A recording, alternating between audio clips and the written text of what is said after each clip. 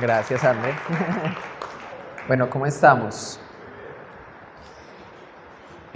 No, muchas gracias, André, ahí por esa introducción. Gracias a todos por estar aquí. La verdad me encanta verlos aquí dispuestos a conversar de las cosas que nos hacen distintos, que me gustó mucho, como lo estaba diciendo Daniel, que nos llevan a valorar esa diversidad. Eso me agrada bastante.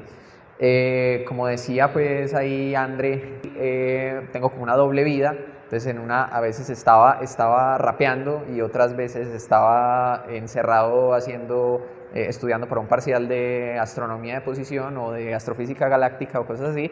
Entonces era como una doble vida que se me fue juntando y se me fue saliendo de las manos porque todos los que me rodeaban empezaron a preguntar, ¿cómo así? Es que vos estudias astronomía. Yo sí sabía que vos eras el nerdito de la clase, pero no me imaginé que estuvieras haciendo algo como tan científico, pues. Y los que me conocieron por la astronomía en la universidad eran, ¿cómo así? ¿Es que vos rapeás? Y yo, sí, yo rapeo. Y la gente como que piensa, no, ¿eso cómo es posible? Vos te veías como tan buen muchacho y terminas es que rapero. Y yo, no, pero es mi otra vida. Entonces se volvió como una doble vida. Yo me sentía como Hannah Montana. Entonces resulta que en medio de esa doble vida yo siempre lo veía como algo distinto, pero empecé a notar cada vez más una conexión entre el impulso que nos mueve a explorar e investigar, ese impulso de explorar e investigar, y el impulso por comunicar las ideas de forma poética, que me gusta mucho como lo comunicó Juan Vicente, que es el poder que tienen las palabras para narrar a veces cosas que uno no encuentra de inmediato como decir, y entonces uno recurre a la música, a la poesía, ¿cierto? Las canciones, para comunicar a veces esas ideas de una forma más atractiva, de una forma que impacta, pero a la vez notando ese mismo poder en las ideas científicas, como la forma en que yo comunico una idea científica, en que yo comparto un concepto, puede tanto atraer como alejar a los que están aprendiendo de mí, de la ciencia. ¿Cuánta gente, incluso aquí en este auditorio, detesta las matemáticas? Y yo estoy seguro que es por un profesor, una profesora, un contacto aterrador con las matemáticas en el colegio, o con la física, o con la química. Cuando uno se encuentra con la persona adecuada que domina la palabra de la forma correcta, te impacta de una manera y te presenta los hechos de una manera que te hace inspirar solamente como belleza, te hace inspirar solamente como, no sé, te genera un impacto del que uno no se recupera nunca en la vida. Y eso fue lo que a mí me movió a estudiar astronomía precisamente. Y a conocer historias que me impactaron, como la de mi amigo aquí, Guillaume Lejanty, que fue un astrónomo francés que es medianamente conocido en el mundo de la astronomía básicamente por ser el astrónomo más de malas de la historia. Los astrónomos tenemos fama de que cada que organizamos un evento, participamos de algo, pasa lo que está pasando en este momento. Necesitamos un cielo despejado y empieza a llover. ¿Para qué me invitaron? ¿Sí? Entonces, somos personas que necesitamos trabajar con cielos despejados, con la noche oscura y muchas veces entonces está nublado. Entonces me dice, sí, los astrónomos tienen una mala suerte propia no más de su carrera. Pero este tipo tuvo una suerte especialmente de malas. Él se unió a una idea que le propusieron de, hey, vamos a mirar un tránsito de Venus, que es lo que vemos en la siguiente imagen, y es Venus, el planeta Venus, el segundo planeta en orden desde el Sol hacia nosotros, nuestro vecinito, pasa por delante del Sol respecto a donde nosotros estamos. Es como si nosotros viéramos pasar un zancudo frente a uno de estos bombillos y nos tapa un poquito de la luz. Los astrónomos se dieron cuenta que si usaban esto, si medían esto desde distintas partes del mundo, se podía determinar la distancia desde la Tierra hasta el Sol. Y se estaría haciendo una medida desde la Tierra, o sea, moverse desde Francia hasta la India, como lo hizo este caballero, para saber, o sea, moverse y viajar por el mundo para medir el mundo. O sea, tenés que moverte físicamente y comparar esas medidas que hicieron astrofísicos, pues, astrónomos en ese tiempo, que viajaron a Siberia, que viajaron a Nueva York, viajaron por toda Europa, por toda África y a la India, para medir el mismo fenómeno desde distintas perspectivas. Imagínense qué interesante eso. Desde distintas perspectivas tengo que ver el mismo fenómeno para poder medir el mundo de una forma significativa y obtener la distancia de la Tierra hasta el Sol. Y eso suena como una bobada, como un numerito que uno busca en Google, pero en ese tiempo no había otra forma clara de cómo medir eso. Y medir la distancia de la Tierra hasta el Sol te permitía medir la distancia del Sol a cualquier otro objeto del sistema solar, a cualquier otro planeta, luna, lo que sea. Entonces era una cosa supremamente importante. Este hombre fue en 1761 a la India a medir el tránsito y lo cogió una guerra que estalló, estaban en medio de la guerra a los 7 años, donde estaba súper jodida la cosa. Y entonces no pudo desembarcar y le tocó ver el tránsito en un barco que se movía así, donde necesitaba hacer medidas supremamente precisas. Entonces lo vio, pero no le sirvieron de nada las medidas. Entonces él dijo, listo, los tránsitos de Venus pasan cada 8 años, pero cuando sucede uno, o sea, cuando sucede este pasa el siguiente dentro de 8 años. Luego de eso se demora más de 100 años en suceder el siguiente. El último en nuestro caso pasó en 2012 y se demorará, pues ya ese fue el último que nos tocó, ya no lo vieron, ya lo perdieron, porque el que sigue es como en 2120 y algo, entonces ya no lo perdimos. Y entonces este tipo dijo, yo no me voy a perder esa oportunidad porque el próximo es en 1769, o sea, 8 años después, y después ya, yo me muero primero antes de que pase el otro. Entonces él dijo, me voy a quedar a vivir en la India, voy a mandar carticas y entonces es una larga historia. Resulta que pasan 8 años y él está muy acomodado y el día del tránsito está nublado todo el día y no se ve absolutamente nada. Él vuelve a la casa, ya lo han dado por muerto, pensaron que ya no estaba, la mujer se le casó con otro man, ya, o sea, llegó como para nada. Entonces uno dice, este man por el impulso de conocer, de aprender, de aportar algo, aportar una sola medida, porque los demás astrónomos midieron cosas y se pudo determinar la unidad astronómica, se pudo determinar la distancia de la Tierra hasta el Sol. La de él hubiera aportado un poquito más de precisión. Entonces muchos científicos, para cosas que uno le enseñan en media horita en una clase de física en el colegio, o de matemáticas o en la universidad, muchos físicos dieron la vida por aportar una sola medida para poder determinar ese hecho que a uno le están enseñando ahí.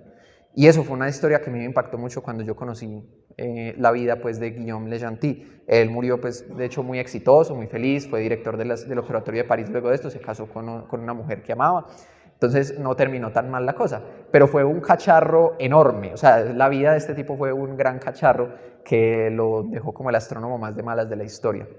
Entonces eso les cuento.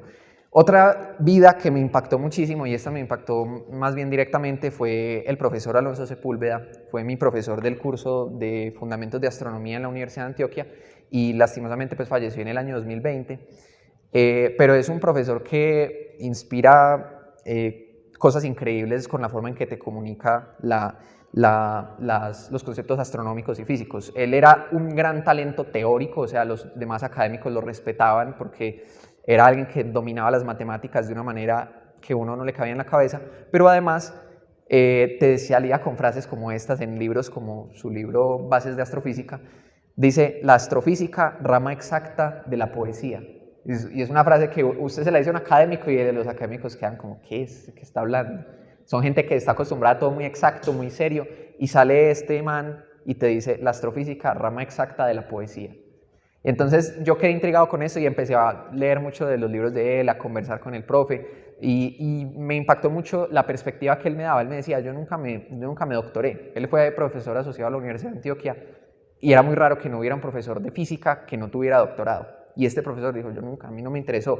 Yo hice unas pasantías de investigación en Roma, en la Universidad de Roma, de La Sapienza, y él me decía, a mí me podían, él hizo como 20 años, donde 3 meses al año se iba a investigar sobre galaxias allá en la Universidad de Roma, y él decía, a mí me podían quemar al frente mío todo el trabajo que yo hice de astrofísica galáctica en esos años, pero nadie me va a quitar que yo estuve allá para irme a parar al lado de la torre donde Galileo Galilei por primera vez vio las lunas de Júpiter, donde él se paró en la misma posición desde donde se paraban los grandes pintores renacentistas para pintar las cúpulas de las catedrales en Florencia y en otras ciudades italianas.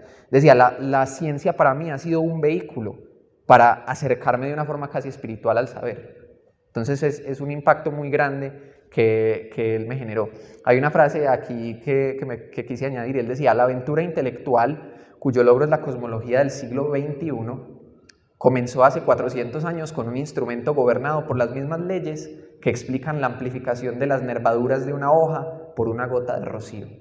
Entonces es una narración casi poética de un hecho científico, de un hecho a la vez científico, histórico, porque te está narrando la historia de la cosmología, que es el estudio a gran escala del universo. O sea, ¿cómo sabes qué tan viejo es el universo, cuántos años tiene, ¿cierto? Qué tan grande es, qué tan lejos están las galaxias más lejanas. Pero a la vez, todo eso comenzó hace 400 años cuando Galileo Galilei usó un telescopio que hoy se consideraría casi que de juguete para determinar las primeras observaciones, y que es un objeto que funciona de la misma manera que una gotica de rocío está sobre una hoja y se ve que amplifica las rayitas de la hojita. Entonces es un impacto muy grande que el profe generó en mí, y que en textos, conversaciones, charlas, él resaltaba eso, el valor estético de las ciencias. Entonces es un impacto muy grande. Les voy a compartir entonces otras historias. Esta es otra historia, o una historia de vida que me impactó bastante. Yo me empecé a interesar por la radioastronomía, que es la astronomía con ondas de radio, no con un telescopio normalito, sino con ondas de radio como las antenas de DirecTV. Entonces los objetos astrofísicos también emiten cosas así, las estrellas, los planetas, las galaxias, se pueden observar con antenas de DirecTV básicamente. Y esta señora, Jocelyn Bell, fue la primera en descubrir un tipo de objeto muy curioso que se llaman los púlsares. Los púlsares son objetos muy compactos, estrellas que giran muy rápido y funcionan como un faro que te alumbra en la cara y luego se apaga, te alumbra en la cara y luego se apaga, te va alumbrando. Y ella decía entonces que, pues en una entrevista que vi de ella muy buena, decía que si no alumbra en tu cara, no ves nada. Y a la vez fue una analogía tan potente de su propia vida. Ella descubrió los dos primeros púlsares. Le dijo al profesor, el profesor le dijo, no, eso no es un descubrimiento relevante, eso es ruido, eso ni siquiera seguro es un objeto real. Luego fue haciéndole más bulla, luego el profesor le creyó y habló con otro profesor, lo publicaron con el nombre de ella de tercero, después de los dos hombres que eran la cabeza de la investigación de radio en Cambridge. Y estos dos tipos se ganan el premio Nobel por el descubrimiento de los primeros púlsares, cuando ella fue la primera descubridora. Y ella decía que es una cuestión a veces de azar, que si vos estás parado en una posición y el pulsar está alumbrando en otra dirección, vos no lo ves. Si vos naces siendo la persona que no debería ser, aunque hagas un gran descubrimiento, es como si ese pulsar no te alumbrara en la cara y no lo detectas, no lo estás viendo. Entonces dice, si no te alumbra en la cara, entonces no vas a ver nada. Y el reconocimiento le llegó mucho después, pero hasta la muerte el profesor que se ganó el premio decía, no, es que ella era la estudiante de maestría, es que ella estaba ahí, pero no hizo nada relevante, cuando ella fue la que hizo el descubrimiento titular. Entonces aquí unas imágenes de algunos púlsares, que es unas formas pues, en las que se han observado gracias a misiones de la NASA que los han detectado. Son estrellas, pues, digamos, de mucha energía y que están emitiendo pues, en radio con mucha potencia y funcionan como unos faros. Pásame al siguiente, porfa, que se ven como lucecitas que alumbran y luego se apagan, alumbran y luego se apagan, y es algo así periódico. Y aquí a la izquierda están las muestras de la sonda Pioneer, una sonda que fue lanzada por la NASA en el siglo pasado, que tiene esas rayas que ven ahí, que es como una estrella. De hecho son las distancias a los púlsares más cercanos al sistema solar. Entonces si un alienígena viera esto y pensara la idea correcta, podría ubicar la Tierra sabiendo que esas son las distancias a los púlsares más cercanos al sistema solar. Entonces el impacto pues, que tienen estos objetos descubiertos por Jocelyn Bell es muy, muy interesante. Pásame a la siguiente. Y por último les quiero contar un poquito sobre este tipo, Guy Consolmagno, que es el director del Observatorio Astronómico del Vaticano. Básicamente podríamos decir que es el astrónomo del Papa. Entonces uno creería, ¿y el Papa para qué necesita tener un astrónomo al lado? Pues siempre el Vaticano ha financiado pues, su observatorio, y es de hecho un punto muy importante de la investigación en astrofísica de Europa. Y uno diría, este tipo cómo concilia las ideas que está viendo del origen del universo por razones científicas, por razones astrofísicas, con su fe como jesuita, ¿cierto? Como católico incluso. Entonces, este tipo ha hecho pues como esa conexión muy tesa que me recuerda a eso que les decía de la conexión casi espiritual con el conocimiento que logran algunas personas y que sienten algunas personas. Y en una entrevista que también me la recordó ahorita Juan Vicente con lo que comentaba sobre esta leyenda judeocristiana del origen, ¿cierto? Que se narra en el Génesis, en una entrevista muy interesante que vi, que es de hecho, les confieso, yo soy ateo, pero la entrevista más interesante que yo he escuchado de un astrónomo hablando, se la hicieron a este señor. Y el entrevistador le preguntaba, vení, ¿vos no crees que si el Génesis, digamos, es la palabra de Dios, digamos, y ahí es donde te va a decir, Dios le va a decir a la humanidad cómo se creó el universo? ¿Por qué no fue más preciso? ¿Por qué no puso el universo se creó hace 12.000 millones de años, después de 10 a la menos 43 segundos se hizo el desacople de la radiación y la materia, se formaron los primeros protones y electrones, No, en vez de eso, ¿por qué puso primer día? El cielo, ¿cómo es el cielo? Y el mar estaban separados, pues se dice como algo así. Luego la diferencia entre el día y la noche, y empieza pues como a crear cada cosa en cada día. Y este tipo le responde, es que esa idea que vos decís que es precisa, de que es que se formaron los protones, que los electrones, que el Big Bang, que no sé qué, esa idea hace 50 años hubiera sido fantasía, y dentro de 1000 años sería completamente errónea, porque van a haber seguro descubrimientos científicos que van a precisar más esa idea. Entonces, cualquier comunicación así, o sea, cualquier forma de escribir el Génesis de una forma científica sería imprecisa y sería vulnerable ante el tiempo, ¿cierto? Sería como que tendría un vencimiento, pues, según lo que se sepa en el momento de la ciencia. Y él dijo, no hay descripción que no sea poética que pueda vencer al tiempo, que pueda ser timeless, como él dice ahí, que pueda aguantar el paso del tiempo. La poesía, si uno comunica una idea de forma poética, está en manos del que lo lee interpretar adecuadamente qué es lo que se está queriendo decir ahí. Y a mí me impactó completamente esa respuesta de este tipo, porque es una idea basada en su experiencia leyendo el Génesis, pero a la vez conviviendo con las ideas científicas del siglo pasado y de este siglo. Entonces, es una idea brutal. Les recomiendo mucho esta entrevista, se llama el astrónomo del Papa, The Pope's Astronomer. La encuentran pues en YouTube. Entonces sí, los dejo entonces con una pequeña reflexión, pues muéstrales porfa esta imagen del campo profundo del Hubble, y es la siguiente, no, esperen, les quiero mostrar es esta, del profesor Alonso Sepúlveda, que les comenté, mi profesor de Fundamentos de Astronomía. Él dice, no deberíamos olvidar que cuando el pensamiento quiere ser claro, cuando quiere la transparencia, está obligado a oscilar entre contrarios, navegar entre la luz y la oscuridad, entre el cielo y la tierra, entre la duda razonable y la certeza dudosa, entre el chispazo irrepetible del poema y la serenidad iluminada del teorema, entre la conjetura posible y la imagen peregrina. Entonces los dejo con eso. Muchas gracias.